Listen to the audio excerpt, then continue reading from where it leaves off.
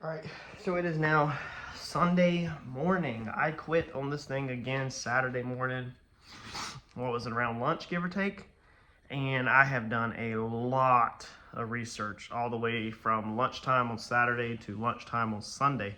Just got done meeting with Mike again, went by Mike's house, checked up on John's new car that's getting built, and discussed some stuff with Mike.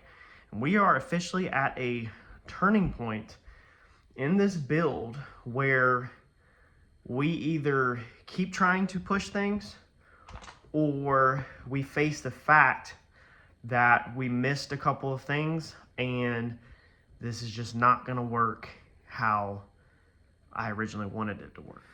So first off, I have heavily weighed the option of going Struts. Heavily. Almost ordered them Saturday afternoon. So to go Struts, very basic. It's very simple. There's a couple things that have to be done to go Struts. The bottom control arms have to be rebuilt, okay? So I've already spent all this money on these chromoly control arms. So I had to completely remake them using the Mustang 2 mount right there, the frame part, and get us the correct ball joint cup and everything so that we can use an SN95 spindle or Fox body spindle, whichever one we decided to use. I don't want to get into that argument. And then we could go with our struts, and we think that there's a good chance that our struts will hit correctly in this because I kind of prepared for that up front, is to possibly go struts. Worst case scenario, we had the plasma cut the top of this hat out, replace this with solid steel, and used a fixed mount for the strut system. So we'd have our struts like that, okay? The next option, which is the option I would be going with, would be to put a K-member in this car. Now, you can use a 1965 to 1970 Mustang K-member, a Colt 65 K-member to be exact. And that will bolt right up to the frame rails. Now, there's no bolt holes there, so what we have to do is where the K-member falls underneath the rails, we have to drill a hole all the way through. We have to sleeve it, put rod all the way, or pipe basically all the way through, tubing, and then we through bolt it through the frame rail. That's like how the Foxes are done and all that. So we'd cut out all of this cross member down here, this big giant cross member. We would definitely lose some weight because we'd be losing one set of control arms. We'd be losing this big thick cross member, and we'd be going with tube cross member, so we'd be losing some weight. The K member is roughly 600 bucks. It's $5 and some change. So if you do shipping and taxing, you're going to fall somewhere $600 to $650 on the K member. The spindles, Mike has some laying around. I can also get them at a local Cape Fear Pick and Pull. There's about 4 cars out there with spindles that will work right now. So I'm going to be about 100 bucks in spindles probably. So that's going to put us, let's do 650. That's going to put us at 700 bucks. Now the struts, I can get strange double adjustable struts with no springs and use my springs. I can get them for roughly $5 and some change a piece, so that's about 1,100-1,200 bucks. In strange, they're long stroke, it's what they call long stroke, plus the kit. You might as well say we're going to be 1,500 bucks in a set of struts. So we are currently at about $2,100 for the K member and the struts. And let's see here, the spindles, 50, 21, 22. We were rounding up for miscellaneous hardware and stuff like that. 2,200 bucks, and we have no control arms. So the bottom control arms, you're anywhere from right around 300 to 600. I'm gonna say we're gonna go with something decent like chromoly. I'm gonna say 600. So you're at close to $2,700 for the K member, lower control arms, and Jeff Thomas long travel struts. Them were $1,750. That's where I was getting that math from. $1,750 for the long travel struts without any mounting point. Like I said, the strange is $1,100 to $1,200, so you could knock your price back down a little bit. But we can still arguably agree that we're going to be about $2,500 to $3,000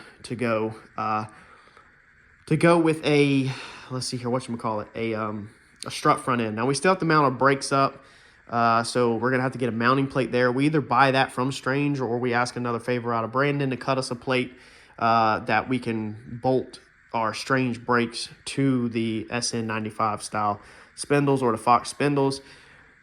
Also not accounting for good, hubs. That's junkyard hubs. So if we want to replace some nicer hubs or rebuild them, that's where the extra is going to come in. So I think we can all sit at this table and agree $25,000 to $3,000 to go struts right now. If I could do all of this over again, we would have went struts from the start. The issue was, if you've been on this journey the whole entire time, you remember, we were supposed to reuse the factory upper, or not factory, we were supposed to reuse our control arms that we had and just put Heim joints in them. That's all we were supposed to do, okay? Then we had a ball joint issue. We were supposed to upgrade the upper and lower ball joints. We were supposed to reuse the lower control arms. Then we had an issue where I wanted to change the offset. So we had to remake the lower control arms. Well, we remodified the factory ones, and then we ended up having to remake them all over again because it still was not right.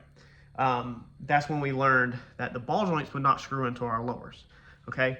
So we started this double A-arm project out as reusing everything we had. And then this has been the thorn in the side of this car. As we have progressed, we found more and more issues. Now, going back and doing this over, it would be highly advised to just throw every freaking thing in the trash can and build it all from scratch. It would have been cheaper, or to just go struts. I would have been cheaper to go struts. I have, just in my control arms currently, I have around $1,000 just in the upper and lower control arms. And that's on the conservative side. That's also with Mike helping me out, you know, some on the labor, and I still am about $1,000 in a set of custom control, chromoly control arms. So we can keep pushing forward with what we've already done and try to band-aid this thing, or we can fix what we've already done and keep the control arms, or we can drop it all and spend $25,000, $30,000 on strut front ends. Where we're at right now is I'm thinking what we're going to do. I've got to figure this out.